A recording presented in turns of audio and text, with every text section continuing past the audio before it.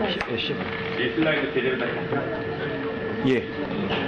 자, 우리가 지난 시간부터 이제 확산에 대한 공부를 시작했죠. 지난 시간에 한 이야기를 요약을 하면, first law하고 second law 이렇게 두 가지를 배웠어요. first law는 diffusion flux를 이야기하는 거죠. 그래서 diffusion flux J가 concentration gradient가 그 driving force이기 때문에 concentration gradient 농도 구배가 가파르면 가파를수록 플럭스가 커진다라는 내용이지, 그 first law라는 게. 그래서 J가 concentration gradient에 비례하고, 그때 비례 함수로 diffusion coefficient D가 들어갔던 거고, 플럭스를 양의 값으로 만들기 위해서 마이너스를 넣었던 거죠. 이 제1법칙은 steady state인 경우에 우리가 사용할 수 있었어요. 왜냐하면 steady state인 경우에는 시간에 따라서 특정 포지션에서 농도가 변하지 않기 때문에. 하지만 non-steady state인 경우에는 특정 포지션에서의 농도가 일정한 것이 아니고 시간이 지나면 변하게 되죠. 그래서 fixed second law가 필요했었고, 그 non-steady state에서의 농도 값을 알고 싶다라는 이야기는 어떤 포지션 F에서 시간 T가 지났을 때 농도가 얼마가 되는지 이걸 알아야 되는 거였어요. 그래서 이 관계를 설명할 수 있는 이퀘이션이 fixed second law였었고, 이와 같이 좌변은 시간에 따라서 농도가 어떻게 변하는지, 그 다음에 우변은 그 포지션에 따라서 농도가 변하는 그 커버처를 나타내고 있었어요. 그래서 이 값을 알려면, X와 T에서 농도 C를 알려면 이 fixed second law로 표현된 현미분 방정식을 풀어야 되는 거였었어요. 그래서 지난 시간에 예를 하나 봤었죠. 바로 요 예. 현미분 방정식을 푸는 일은 간단한 일은 아니죠. 그 각각의 예에 따라서 주어진 문제 상황에 따라서 초기 조건과 경계 조건을 여러분들이 찾아서 그 조건을 가지고 이제 미분 방정식을 풀어야 되는 건데, 이 예의 경우에는 알루미늄 바에 커퍼가 확산을 하는 문제인데, 이 알루미늄 바의 길이는 세미 인피니트하다. 이 세미 인피니트하다는 말의 뜻은 이 한쪽 끝에서 커퍼가 농도가 CS로 일정하게 유지가 되면서 이제 확산을 해서 들어가는데, 시간이 아무리 지나도 이 끝에까지 도달하지 못하기 때문에 그만큼 충분히 길기 때문에 세미 인피니트하다라고 이야기하는 거고, 그래서 이 문제의 특징은 이 커퍼의 농도가 CS가 일정하다. 끊임없이 일정한 농도로 공급이 된다는 거고, 그 다음에 애초에 이 알루미늄 바에 커퍼가 소량의 불순물이 있었다라는 거예요. 그래서 이 소량의 불순물 농도를 우리가 C0 이렇게 표현했던 거고요. 세미 인피니트한 상황에서의 디퓨전, 특히 이 CS가 일정한 이런 상황의 문제였어요. 이런 경우에 우리가 이제 솔루션을 얻으면 이 농도의 개형이 이런 식으로 그려지고, CS는 일정하기 때문에 시간이 아무리 지나도 F 이퀄 0인 지점에서 농도가 일정하고, 시간이 무한대가 되면 이제 농도가 이렇게 되겠죠. 정기 조건과 초기 조건을 보면, 먼저 초기 조건은 시간 t가 0인 상황에서는 농도가 확산이 아직 시작이 안 된 거니까 C0지, 커퍼의 농도는 C0다라는 게 이니셜 컨디션, 초기 조건이었어요. 그 다음에 이제 이 두 개가 바운더리 컨디션인데, 바운더리 컨디션이라는 건 양적 경계에서, 이 양적 경계에서 어떻게 되는지를 설명하는 거죠. 그래서 X가 0인 지점에서는 CS, 요 농도지, 요 커퍼의 농도 CS고, 그 다음에 이 X가 무한대인 지점에서는 거기까지 아직 도달을 못했으니까, 여기서부터 출발한 커퍼는 이 끝까지 아직 도달을 못했기 때문에 C0예요, 여전히. 초기에 있던 이 큐빅 농도. 이러한 초기 조건과 경계 조건들을 가지고 미분 방정식을 풀면, 푸는 과정은 생략, 기분 좋게 풀면 솔루션이 이렇게 나왔던 거죠. 그래서 우리가 C0하고 CS가 알고 있는 값들이고 1 마이너스 에러 펑션이라는 게 나왔어요. 그래서 지난 시간에 이 에러 펑션의 개형에 대한 설명까지 했었죠. 내가 오늘 강의 내용이 지난 시간의 거를 기억을 해야지만 들을 수 있는 내용이기 때문에 내가 다시 짧게 복귀하는 거예요. 그래서 보면 이 에러 펑션이라는 거는 뭐 별게 아니고 뭐 엄청난 함수가 아니고 그냥 적분을 하는 함수예요. 예를 들어서 에러 펑션 g 그러면 0부터 g까지 적분한다는 거야. 에러 펑션 1 그러면 0부터 1까지 적분한다는 거고 뭘 적분하냐 하면 요거를 y에 대해서 익스포넨셜 함수 얘를 적분한다는 거예요. 따라서 이 에러 펑션 값은 0일 때는 얼마가 나와요? 0일 때는 0부터 0까지 적분하는 거니까 0이에요 그냥. 이렇게 나오는 거고 그래서 에러 펑션의 개형은 이와 같이 마이너스 3 정도만 돼도 거의 마이너스 1로 수렴을 하고 또한 3 정도만 돼도 거의 1로 수렴을 하고 원점에서는 0이 되는 이런 함수예요. 이런 함수가 에러 펑션이고 이 에러 펑션을 가지고 이 솔루션이 표현된다는 게 특징이에요. 자, 그런데 이제 여기서 이야기를 좀 더 진행해 봅시다. 여기까지는 지난 시간에 한 거고 컴플리멘터리 에러 펑션이라는 게 있어요. 에러 펑션은 우리말로 오차 함수라고 불리는 거고 컴플리멘터리 펑션이라는 건 여함수라고 불리는 건데 컴플리멘터리 에러 펑션이라는 거는 1 마이너스 에러 펑션 이거예요. 1에서 에러 펑션 값을 뺀 거야. 다시 말하면 마이너스 g가 마이너스 3일 때는 어떨까?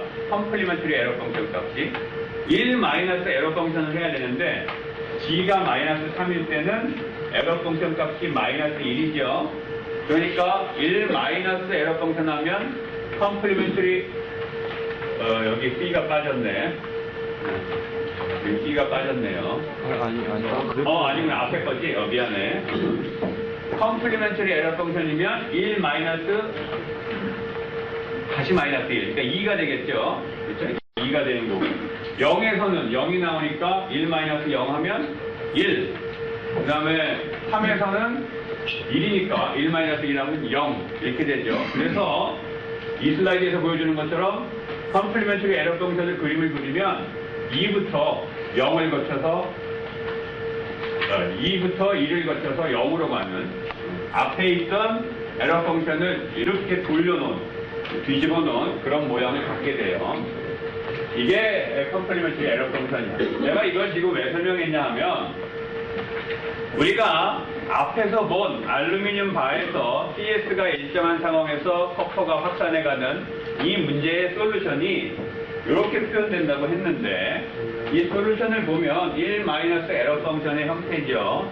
따라서 우변을 그냥 컴플리멘터리 에러 펑션으로 표현할 수가 있어요.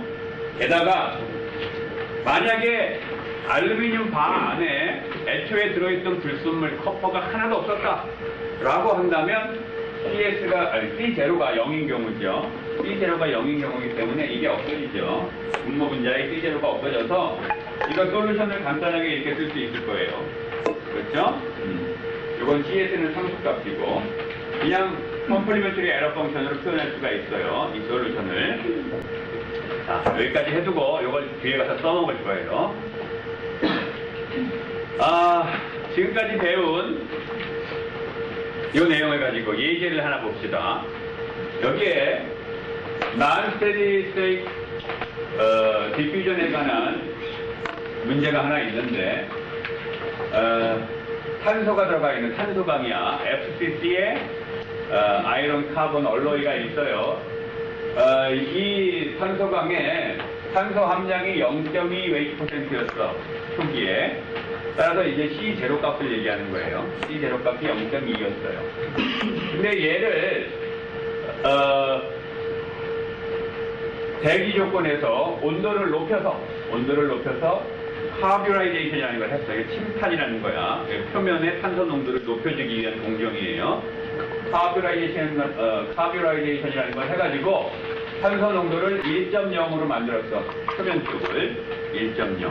따라서 이 1.0은 CS예요. CS. 자, 1.0인데 어떤 온도에서 열 처리를 했어요. 어떤 온도에서 열 처리를 했더니 탄소의 농도가 표면으로부터 4mm가 되는 그 포지션에 위치에서의 농도가 0.35H%가 됐어.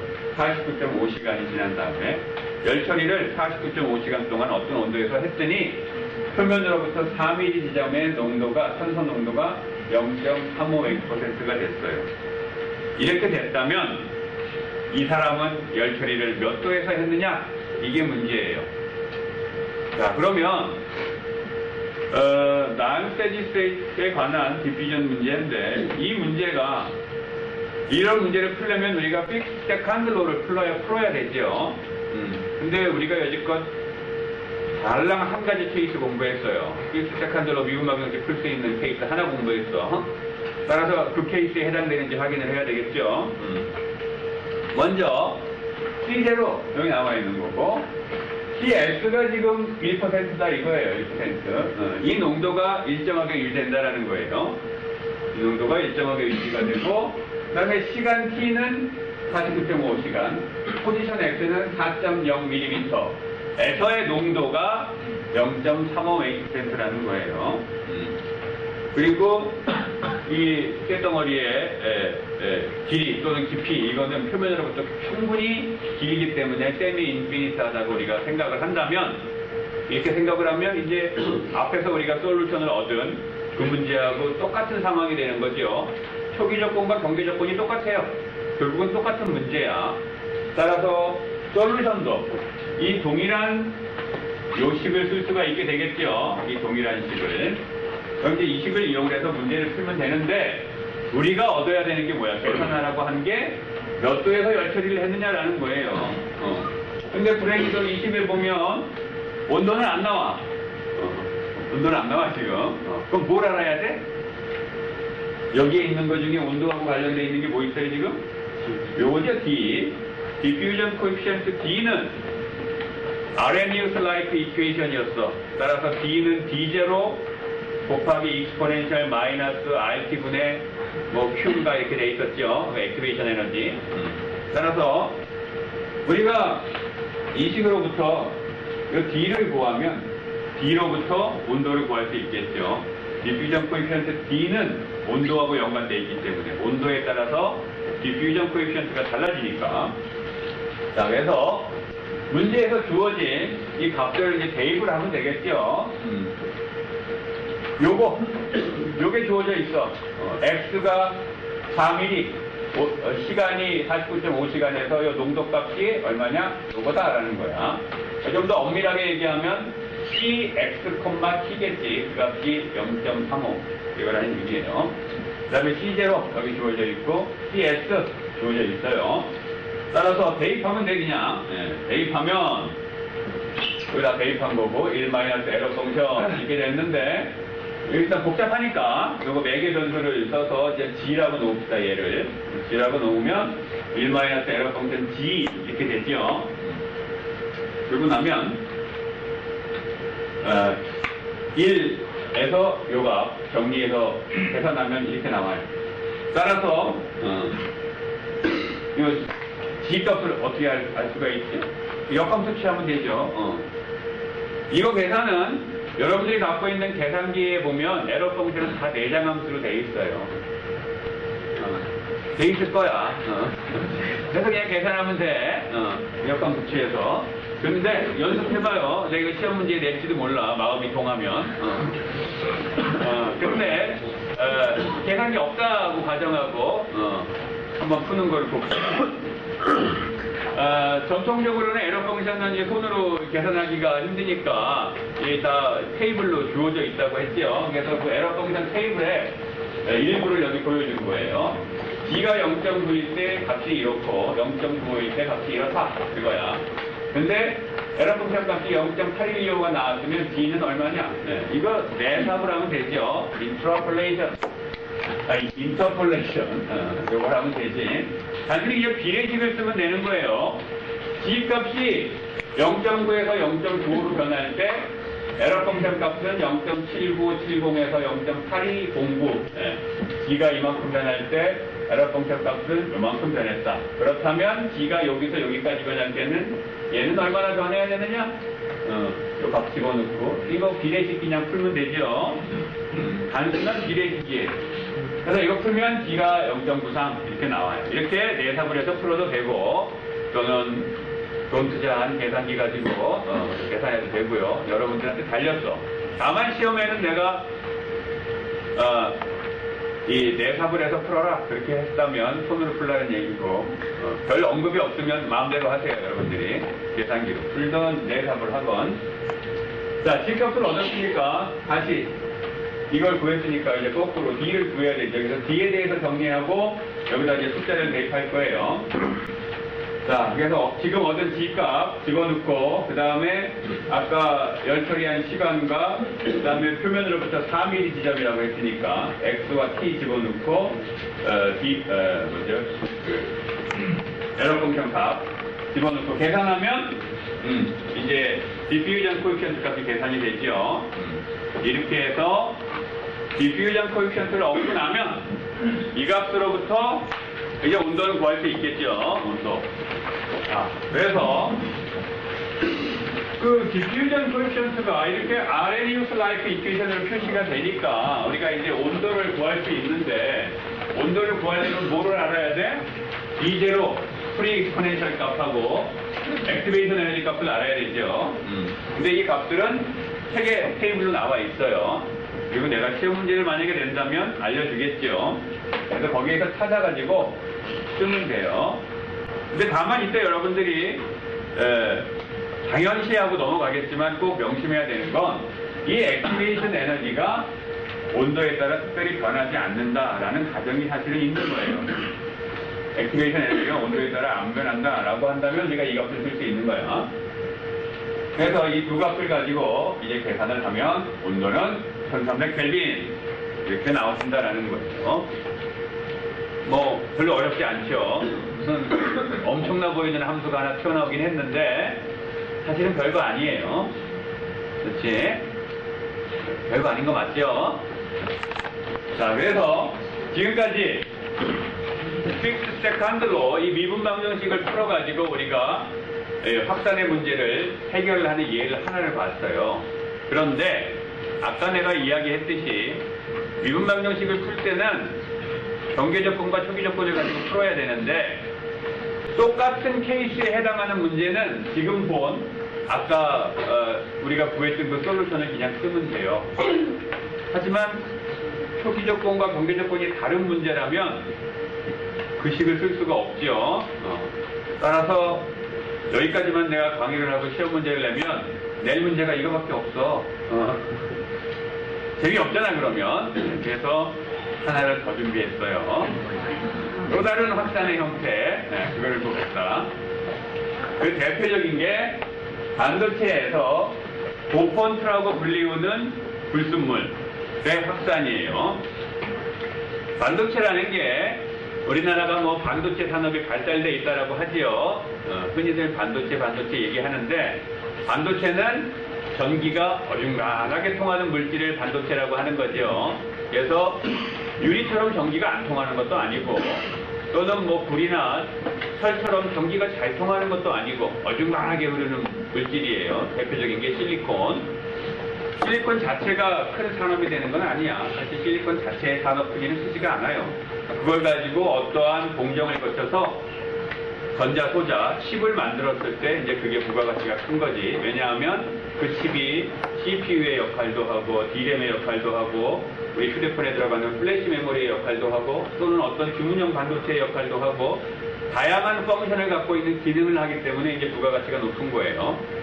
근데 반도체라는 이 실리콘이라는 반도체에 그렇게 부가가치가 있는 기능을 부여하려면 어떠한 공정을 해야 되냐 하면 여러 가지 공정을 해야 되는데 그 중에 불순물을 집어넣어야 돼요. 불순물이라는 걸 의도적으로 집어넣어. 실리콘이라는 반도체에 의도적으로 집어넣는 불순물을 도펀트라고 불러요. 이 불순물을 집어넣으면 어중간하게 전기가 흐르던 반도체의 전도도가 더 좋아져요. 그리고 그 전도도의 정도, 얼마나 전기를 잘 통하느냐 하는 그 정도를 인위적으로 조절을 하는 거예요. 그렇게 하기 위해서 도핑을 하는 임퓨리티의 양과 도핑되어 있는 임퓨리티의 컨센트레이션 프로파일을 정확하게 컨트롤해요. 반도체 소자를 만들 때, 칩을 만들 때. 그래서 그 공정에서 확산이 들어가요. 일반적으로 도펀트라는 임퓨리티를 실리콘 안으로 집어넣을 때 확산은 두 가지 스텝을 거치게 돼요. 첫 번째 스텝이 프리 디포지션이라고 하는 스텝이에요. 이 스텝은 어떻게 하는 거냐 하면 실리콘이 이렇게 있으면 이 실리콘은 판때기 모양이에요. 이걸 웨이퍼라고 부르고 실리콘 웨이퍼에다가 SiO2라는 실리콘 산화막을 일부 입혀놓고 내가 불순물을 도핑하고자 하는 영역은 이렇게 오픈시켜놔요. 이 상태에서 얘를 고온해서 도펀트가 포함되어 있는 가스를 노출시키면 도펀트가 여기에 증착이 되게 돼. 증착이 되면서 여기 확산해서 얕은 깊이까지 들어가게 돼요. 이걸 이제 프리 디포지션이라고 하는데, 예를 들면 내가 지금 도펀트로 임퓨리티로 포스포러스를 인을 집어넣는다고 한다면 이때 사용하는 가스는 PH3, 포스포러스에 하이드로진 3개 붙어있는 뭐 이런 이제 가스를 사용하게 되는데, 고온에서 그 가스에 노출시키면 여기에 포스포러스가 이제 인이 도핑이 되게 돼요. 이때 이 프로세스에서 목적하는 바는 뭐냐 하면 도수를 컨트롤하는 거예요. 내가 원하는 양만큼 여기다 집어넣겠다라는 거예요. 단위 면적당 몇 개를 집어넣겠다라는 그 양을 결정하겠다라는 거예요. 그런데 이 프로세스를 보면 이때 들어가는 확산은 우리가 앞에서 솔루션 구한 바로 그 확산이에요. 왜냐하면 바깥의 도펀트의 농도가 계속 일정하게 유지돼요. 그러면서 이 안으로 확산에 들어가는 건데, 웨이퍼의 두께는 통상적으로 한 500 마이크로에서 한 800 마이크로 이렇게 돼요. 마이크로미터로. 그러면 확산의 속도를 고려해 보면 세미 인피니트한 상황이에요. 따라서 초기 조건과 전개 조건이 우리가 앞에서 얘기했던 그 상황과 동일해요. 그래서 요 프리 디포지션에 대한 확산의 솔루션은 앞에서 얻은 그 솔루션과 똑같아요. 그 다음에 이렇게 해서 프리 디포지션을 해서 여기에 임퓨리티인 포스포러스를 얇게 쉘로우 도핑을 한 다음에 그 다음에 거치는 프로세스가 드라이브인이라는 스텝이에요. 이 드라이브인 디퓨전에서는 이 스텝을 한 다음에 SiO2 같은 막으로 여기를 막아요. 그리고 여기 분위기에는 이제 PH3, 포스포러스 도펀트 가스가 없는 거야. 따라서 이 상황에서 이제 온도를 올리게 되면 여기보다 온도가 더 높아요. 이 프로세스는. 그렇게 되면 여기 프리 디포지션 되어 있던 포스포러스가 이 바깥으로는 못 나가고 이 아랫 방향으로 이제 확산해서 들어가게 되는 거예요. 근데 이때는 CS가 일정한 상황이 아니죠, 이제. 그죠? 계속해서 공급되는 일정한 외부 농도가 없어요. 따라서 CS가 일정한 상황이 아니야. 이 길이는 세미 인피니트 하기는 하지만 CS가 일정한 상황이 아니에요. 그래서 우리가 앞에서 얻은 그 솔루션을 쓸 수 있는 게 아니에요. 따라서 이거는 이제 우리가 새로 풀어야 돼. 이것 때문에 사실은 지금 이 토픽을 더 하는 거예요. 이 드라이브인 프로세스의 목적은 도즈는 여기서 컨트롤했어요. 여기에 몇 개의 포스포러스 애톰을 집어넣을지는 프리 디포지션에서 이미 정해진 거고, 걔네들이 못 도망가게 딱 막아놓은 상태에서 안으로 드라이브인 시키는 거예요. 안으로 침투시키는 거예요. 그래서 여기서 결정하는 건 컨센트레이션 프로파일을 정하는 거예요. 그래서 농도가 위에서부터 이제 밑으로 가서 얕아질 텐데 그 프로파일이 어떤 모양을 갖게 할지, 그리고 어디까지 침투할지 이 경계를 정하는 일을 여기서 해요. 이거를 정확하게 컨트롤해서 실제로 공정을 해요. 이렇게 해야지만 내가 원하는 성능을 발휘하는 반도체 칩을 만들 수가 있는 거예요. 그리고 여담으로 하나 더 얘기하면 여기에 이 도펀트의 도즈를 결정을 하기 위해서 여러 도펀트 가스를 고온해서 이제 디포지션 한다고 했는데 이런 방법도 쓰지만 또 다른 방법으로는 임플란테이션이라는 걸 하기도 해요. 임플란테이션은 뭐냐 하면 치과에서 이 심는 거 임플란트라고 하지. 그거하고 비슷한 건데 사실은 포스포러스를 임플란테이션 한다 그러면 포스포러스를 이온으로 만들어서 통상 양이온으로 만들어요. 양이온으로 만들어서 걔를 필드를 걸어가지고 가속을 시켜요. 그래서 가속된 이온이 웨이퍼에 가서 빵빵빵빵빵 부닥치면 이 안으로 침투돼서 들어가겠지. 네. 그렇게 해서 정확한 개수만큼 집어넣어 놓는 거예요. 이런 방법을 임플란테이션이라고 해. 이런 방법을 쓰기도 하고, 뭐 이런 방법을 쓰기도 하고. 자, 어찌됐건 지금은 프리디포지션 이렇게 하는 방법에 대해서 얘기를 할 거예요. 이 두 가지 경우를 각각 이제 솔루션을 구해봅시다. 첫 번째 경우는 이미 우리가 솔루션을 사실은 알아요. 앞에서 얘기한 알루미늄 바에 커퍼가 디퓨전하는 경우 또는 FCC 아이런에 카본이 디퓨전하는 경우와 똑같은 케이스이기 때문에 이 프리디포지션 스텝에서는 온도가 한 900에서 1000도 정도 되고 실리콘 속으로 포스포러스 임퓨리티가 이제 가스 페이지로부터 디퓨전해서 들어가는 건데 이때 상황을 보면 외부의 포스포러스 그 소스가 되는 가스가 농도가 일정하기 때문에 콘스탄트 TS예요. 이 TS가 콘스탄트고 그리고 세미 인피니트하고 이 두께가 충분히 두꺼우니까 실리콘 웨이퍼의 두께가 따라서 솔루션은 그냥 이놈을 쓰면 돼요. 따라서 그 프리디포지션을 하고 나면 이 표면으로부터 어느 두께까지만 농도가 이렇게 집중돼 있을 거예요. 이거는 좀 이렇게 넓게 퍼져진 것처럼 그려놨는데 사실은 거의 이렇게 집중돼 있게 만드는 목적으로 하는 거예요. 그리고 여기에 CB라고 표현돼 있는데 이 CB는 뭐냐면 우리가 앞에서 얘기했던 C0 있죠. 애초에 알루미늄 바 안에 들어있던 커퍼 불순물 그것처럼 애초에 웨이퍼 안에 소량 들어있던 인 불순물, 포스포러스 불순물 그걸 얘기하는 거예요. 이게 백그라운드 컨센트레이션이라 그래가지고 CB라고 표현한 건데 앞에 예에서 C0라고 표현했던 그거와 동일한 거예요. 그래서 농도는 CB가 애초에 0이었다면 0이겠지만 포스포러스가 웨이퍼 안에 소량이 있었다면 표면으로부터 깊이 들어가면 농도는 CB 값에 수렴하겠죠. 이렇게 되는 거예요. 자, 그러면 요거에 이게 이제 해인데 우리가 앞에서 얘기했던 만약에 C0 이제 여기 다시 CB지 이 그림에 있던 걸로 하면 CB 또는 C0가 0이라면 솔루션은 요거 없어지고 아까 얘기했던 컴플리멘터리 에러 펑션으로 이렇게 표현되죠. 컴플리멘터리 에러 펑션으로 표현돼요. 그런데 내가 이걸 왜 이렇게 표현해놨냐 하면 프리디포지션 스텝에서 하는 일은 뭐냐 하면 아까 얘기했듯이 단위 면적당 인피니티를 몇 개나 집어넣을지 그 도즈를 결정하는 일을 하는 거예요. 따라서 우리가 알고 싶은 건 내가 시간 T초 동안 시간 T 동안 프리디포지션이라는 디퓨전을 했다면 도대체 몇 개나 인피니티를 집어넣는지 그 개수를 알아야 될 거 아니야. 그렇죠? 그거를 알려면 결국은 뭘 해야 되겠어요? 이게 요 프로파일이 예를 들면 뭐 1시간 동안 프리디포지션을 했다.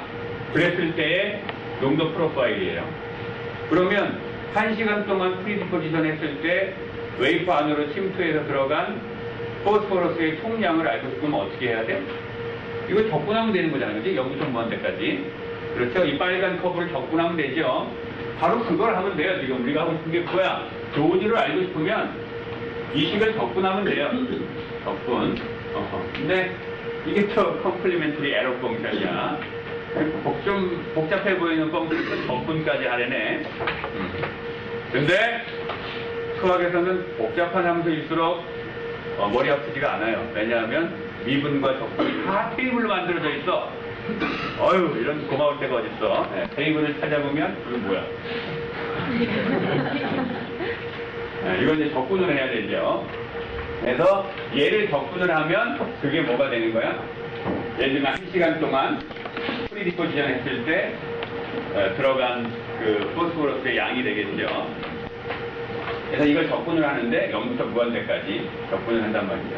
그래서 이 컴플리멘터리 에러 펑션은 적분을 해야 되는데 적분 테이블을 찾아보면 이렇게 돼 있어요. 이게 뭐냐면 컴플리멘터리 에러 펑션을 0부터 무한대까지 적분하면 답은 루트 5분의 1이다 이거예요. 이런 쌍식구 헤엄치기가 어딨어. 여기 이게 바로 그거잖아. 다만 여기에서 적분명사가 여기는 x예요, 그죠? 여기는 g로 표현되어 있는 거고. 그 다음에 이거 밑에 뭐가 주렁주렁 있기는 하지만 이 값은 뭐야? 이 값들은 그냥 함수예요. 여기서 dp는 뭐냐 하면 프리디포지션 스텝에서의 확산 계수. TP는 뭐냐 하면 프리디포지션을 한 시간이에요. 그래서 이거는 이미 정해진 값들이야. 그래서 요거 적분하고 나면 원래 루트 8분의 1인데 밑에 주렁주렁 있었으니까 그 녀석들이 표현이 돼서 들어가야 되겠죠. 그래서 여기에 E 루트 dpdt 아이고 dptb 발음도 안 되냐. dptp 그게 여기 들어가 있는 거예요. 원래는 루트 5분의 1이어야 되는데 그리고 CS는 상수니까 적분 인테그랄 바깥으로 나간 거고요. 그래서 결론은 이렇게 돼. 적분하고 나면 시간 TP라는 시간 동안 프리디포지션을 하고 났을 때 들어간 도우즈는 이렇게 된다라는 거예요. 이렇게 돼요. 자, 그런데 여기에서 이 도우즈의 단위를 한번 봅시다. 우리가 예를 들면 1시간 동안 공급을 하면 확산계에서에다가 1시간 곱하고 나누기 파이 한 다음에 루트 씌워서 CS pH3의 농도로 곱해서 2 곱하고 이렇게 하면 된다는 건데 단위를 봐요. 이거의 단위가 뭐겠어요? 확산계수의 단위가 뭐예요? 거리의 제곱, 예를 들면 미터 제곱 퍼 세크 이런 거란 말이야. 근데 거기에다가 시간을 곱했어. 그러면 요거의 단위는 거리의 제곱이죠. 거기에 루트 씌웠으니까 이 루트의 단위는 거리예요 지금. 근데 농도는 거리의 세제곱분의 개수니까 결국은 이거의 단위는 단위 면적당 몇 개가 도핑이 됐느냐 이 얘기예요. 단위 면적당 인피니티가 몇 개가 들어갔느냐 그걸 나타내요. 그래서 이 조스 Q라는 거는 그래서 우리가 계속해서 언급하고 있는 요 솔루션으로부터 프리디포지션 스텝에서의 이 도우즈를 이렇게 계산해낼 수가 있어요. 이렇게 해서 이제 프리디포지션이 끝났으면 이게 웨이퍼라면 표면으로부터 이제 얇은 깊이 정도까지만 프리디포지션이 이제 돼 있는 거예요. 이 상태에서 이제 드라이브 인을 할 텐데 드라이브 인을 할 때는 아까 어떻게 한다고 그랬어요? 여기를 이제 막아놓고 온도를 올려갖고 긴 시간 동안 열 처리를 하는 거예요. 따라서 드라이브인 프로세스를 이제 하면서 일어나게 되는 디퓨전은 상황이 좀 달라요. 상황이 어떻게 다르냐면 일단 온도가 좀 더 높아. 프리디포지션마다. 그리고 CS가 일정한 게 아니죠. CS가 일정하지 않기 때문에 예를 들어서 이 T1이라는 시간이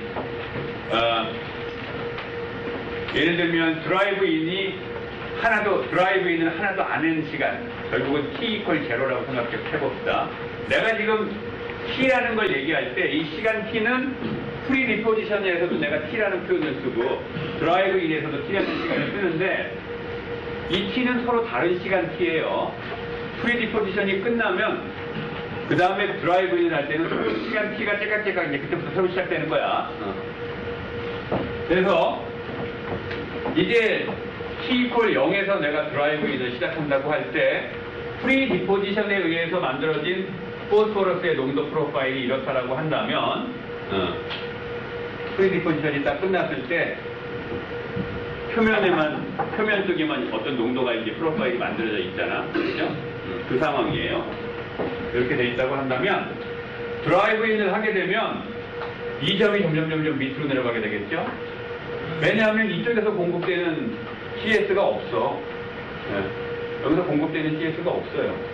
따라서 이 점이 점점 내려가고 이 분포는 점점 넓어지게 될 거예요.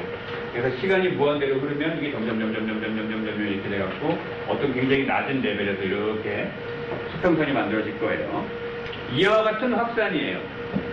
따라서 우리가 지금까지 얘기했던 초기 조건과 경계 조건이 안 맞아. 따라서 솔루션도 아까 구한 그 솔루션을 쓸 수 없는 거예요. 이제 새로 솔루션을 얻어야 돼. 그렇죠? 그래서 이 드라이브인 디퓨전에 대한 솔루션을 얻으려면 또 초기 조건과 경계 조건을 생각을 해야 되겠죠.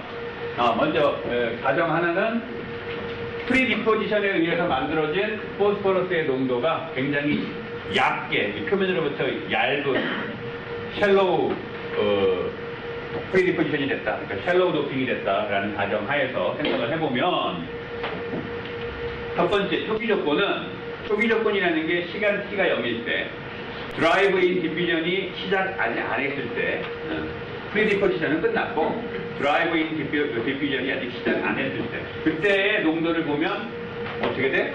농도는 프리디포지션에 의해서 결정된 그 농도 프로파일이에요. 프리디포지션에 의해서 결정된 그 농도 프로파일. 오케이? 이게 T1이 아니고 T equal 0라고 생각해. 응? 요거예요. 그렇죠? 그 다음에 경계 조건을 보면 경계 조건이라는 게 이쪽 끝과 이쪽 끝 거기를 봐야 되죠. 먼저 이쪽 끝이 좀 쉬우니까 이거부터 봅시다. 이쪽 끝의 농도는 어떻게 될까? 시간이 이제 드라이브인이 시작됐어. 그래서 드라이브인 프로세스가 시작돼서 시간이 흐르고 있어요. 시간이 아무리 흘러도 웨이퍼의 두께가 굉장히 두껍기 때문에 세미 인피니트하기 때문에 여기에 농도는 뭐가 돼야 돼? 벌크 컨센트레이션, 그 백그라운드 컨센트레이션 두 값이어야 되죠. CB라고 표현했던 또는 우리가 전 예에서 C0라고 표현했던 그 값이어야 돼요. 근데 우리가 지금 이 앞에서 그 프리디포지션 할 때 C0가 0이라고 했었지. 지금 C0가 0이다. 그러니까 도핑해주는 도펀트의 양에 비해서 웨이퍼 안에 있던 포스포러스의 양은 굉장히 작아서 무시하자 이거야. 그래서 C0가 0이라고 본 거예요. 그러니까 X가 무한대인 지점에서 농도는 0이 되겠지. 그렇죠? 0이에요. 그 다음에 X가 0인 지점. 여기에서는 어떻게 돼? 여기에서의 농도는 이게 일정하지가 않아요. 계속 변해 시간이 지나면. 그렇죠? 그러니까 눌렀다? 자, 무의 계산가 끊어졌는데 이쪽 x 이퀄 0인 지점에서의 경계 조건을 생각을 해봐야 되는데 여기의 특징은 표면이죠. 웨이퍼의 표면이야. 여기에 디퓨전에 의한 플럭스가 있어요? 외부에서 들어오는 거 없죠? 그죠? 그 다음에 나가는 거 있어요? 없어요. SiO2에 의해서 블락킹 돼 있기 때문에 여긴 플럭스가 없어. 다시 말하면 컨센트레이션 그레디언트가 0이 돼야 되죠. 그렇죠? 그래서 이 지점의 특징, 표면 x 이퀄 0인 웨이퍼의 표면의 특징은 컨센트레이션 그레디언트가 0이 돼야 돼요. 다시 말하면 디퓨전 플럭스가 없어. 이런 특징이 있어요. 다시 말하면 이 지점이 기울기가 0이라는 얘기, 이렇게 됐다는 얘기예요. 원점에서의 기울기가 다 이렇게 돼 있는 게 특징이잖아요. 지금. 그렇죠? 그래서 바운더리 컨디션 2개, 이니셜 컨디션 하나. 이거 가지고 서브 이분 방정식을 풀면 돼요. 푸는 과정은 또 기분 좋게 생략하고 솔루션은 이렇게 돼요. 이렇게 돼. 이 솔루션을 보면 자, 농도가 익스포넨셜하게 감소하게 돼 있죠. 그죠? 어떤 시간 t가 정해졌을 때 x가 표면으로부터 멀어지면 멀어질수록 익스포넨셜하게 감소하게 돼 있죠. 그것도 여기가 x의 제곱으로. 그죠? 감소하게 돼 있죠. 그 다음에 이 농도에 영향을 주는 게 프리디포지션의 도우지가 얼마나 크냐. 이게 영향을 주지. 그죠? 그래서 x가 0인 지점의 농도가 이거에 영향을 받게 되죠. 이제 이게 없어지니까 표면에서 시간 요거에 영향을 받게 되죠. 요 Q 값이 크면 클수록 표면에서의 농도가 높아지게 되는 이런 식이 얻어지게 돼요. 근데 여기에 이 드라이브인 디퓨전에 드라이브인의 시간이 들어있기 때문에 시간이 지나면 표면의 농도도 점점 좀 떨어지게 돼 있지. 그래서 앞에 그림에서 보면 시간이 지날 때 이 농도가 점점 떨어지잖아, 밑으로. 그게 이 식에서 지금 요거에 의해서 표현되고 있는 거죠. 파이하고 D는 상수고 이것도 정해진 값이야. 얘 때문에 루트 T분의 1로 계속 떨어지게 됐죠, 이 농도가. 표면에서의 농도가. 하여간 이 드라이브인 디퓨전의 목적은 두 가지라고 했어요. 하나는 표면으로부터 포스포러스가 이제 밑으로 어떻게 분포할 텐데 이 분포되어 있는 컨센트레이션 프로파일을 우리가 결정하는 거. 그게 이거에 의해서 결정된다는 거야. 그 다음에 또 하나가 뭐였지? 어느 깊이까지 침투해 있는지 그 침투 깊이, 그걸 정션 뎁스라고 하는데 정션 뎁스를 정하는 일을 해야 돼요. 그래서 그 정션 뎁스를 정해봅시다. 정션 뎁스는 어떻게 정의하냐 하면 내가 넣어준 포스포러스의 농도가 표면으로부터 밑으로 갈수록 점점 묽어질 텐데 그 농도가 0이 되는 지점이 아니고 그 농도가 백그라운드 컨센트레이션하고 같아지는 지점. 포스포러스가 애초에 이 안에 아주 소량이지만 있잖아요. 그죠? 그 백그라운드 컨센트레이션과 농도가 같아지는 그 깊이, 그거를 정션 뎁스라고 해요. 따라서 이 정의에 의하면 정션 뎁스는 한수예요. 한수. 정션 뎁스는 백그라운드 컨센트레이션과 이 농도가 같아지는 그때의 X값. 그게 정션 뎁스예요. 따라서 CB가 이 솔루션과 이퀄이 될 때 이걸 그냥 풀면 돼. 그때의 X를 구하면 돼요. 따라서 이 식을 다시 정리하면 이 익스포넨셜 텀을 왼쪽으로 보낸 거죠. 그러면 식이 이렇게 되고 여기에 양쪽에 로그를 취하고 로그를 취한 거죠. 네, 그 다음에 x에 대해서 풀면 이제 루트가 되지. 여기 제곱이니까 이렇게 된다라는 거예요. 정선 뎁스가 얼마나 깊이 침투하느냐, 정선 뎁스는 이 식에 의해서 결정돼요. 따라서 이 식을 한번 음미해 봅시다. 일단 드라이브인 디퓨전에 확산 계수값이 크면 클수록 깊이 들어가. 이건 뭐 너무나 당연하지. 확산 계수가 크면 빨리빨리 확산한다는 거니까. 그 다음에 확산 계수값은 똑같더라도 오래 드라이브인을 시키면 1200도에서 오랫동안 열 처리하면 더 깊이 들어간다 이 얘기지. 그 다음에 D하고 T값도 똑같더라도 프리디포지션에 의해서 애초에 넣어준 도즈가 크면 클수록 또 깊이 들어가. 그렇죠? 우리의 상식과 아주 잘 일치하게 설명을 잘해주는 아름다운 솔루션을 얻었어요. 그지? 이게 좋은 문제가 만들어지겠죠? 그지? 두 가지 디퓨전의 케이스 우리가 이제 공부했어. 세미 인피니트하고 CS가 컨스탄트인 디퓨전과 세미 인피니트하고 CS가 컨스탄트가 아닌 그런 디퓨전 두 가지를 공부했는데 이 반도체에서 확산을 얘기하다 보면 두 가지 확산을 다 알아야지 설명하는 이해가 되지. 그러니까 이 고체에서의 확산을 설명할 때 아주 좋은 예예요. 아주 좋은 예. 자, 이렇게까지 얘기하면서 설명을 하는데 이 시험에 나올 것 같은 막 냄새가 확 나지.